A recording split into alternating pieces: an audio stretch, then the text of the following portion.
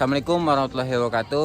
Kali ini teman-teman kita dari kelompok 1 ingin menjelaskan tentang peran pendidikan dalam pergerakan nasional. Kami beranggotakan saya sendiri Bintang Ajal Fatih. Saya Cici Soleha Adelia. Saya Putri Ali Kartika. Saya Pravita Syamadan. Saya Indah Yalisa. Saya Faiz Putra Lalim. Oke, kita masuk pada pembahasan pertama, yaitu pendidikan pada masa kolonial. Pendidikan pada masa kolonial awalnya memang sangat terbatas dan hanya bisa dirasakan oleh bangsawan tersendiri. Tapi justru dari situlah titik awal kesadaran nasional mulai tumbuh. Melalui pendidikan muncul sekelompok orang Indonesia yang mulai berpikir kritis dan menyadari ketidakadilan yang dilakukan oleh penjajah.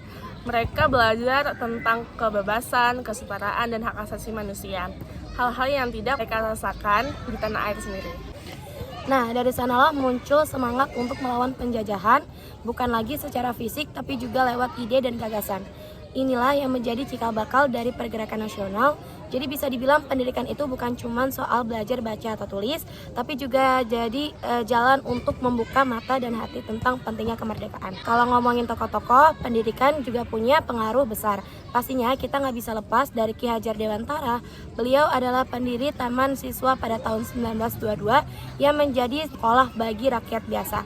Sampai sesuatu yang waktu itu sangat jarang terjadi. Ki Hajar mengajarkan pendidikan yang merdeka dengan semboyan terkenalnya Ing Ngarsa Sung Tulada Ing Madya Mangun Karsa Tut Wuri Handayani. Artinya pemimpin harus memberi teladan, menyemangati dari tengah dan memberi dorongan dari belakang. Selain beliau ada juga Kiai Haji Ahmad Dahlan, pendiri Muhammadiyah yang mendirikan sekolah-sekolah Islam modern yang menggabungkan ilmu agama dan ilmu umum. Juga ada R.A. Kartini yang meskipun tidak sempat membangun sekolah sendiri, pemikirannya tentang pendidikan untuk perempuan sangat berpengaruh besar.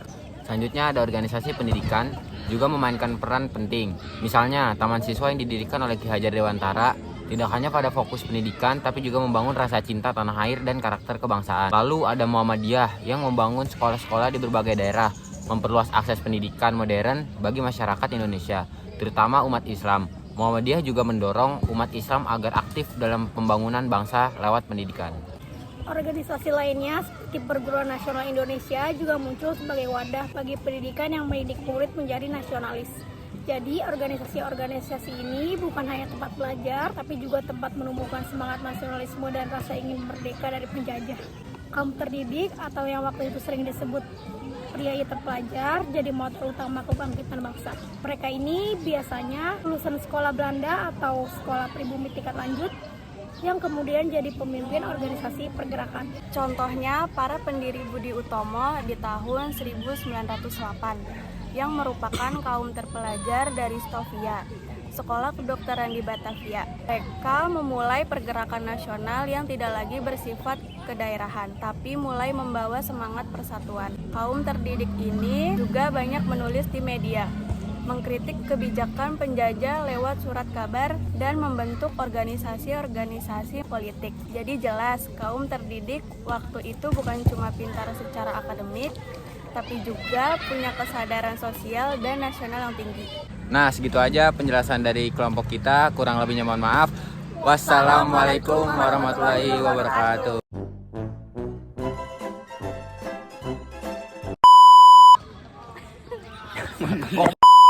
Astagfirullahaladzim, ya Allah. Itu, lihat tuh. Ini aja. Assalamualaikum warahmatullahi wabarakatuh. Kenalin teman-teman, kita dari kelompok 1 ingin Saya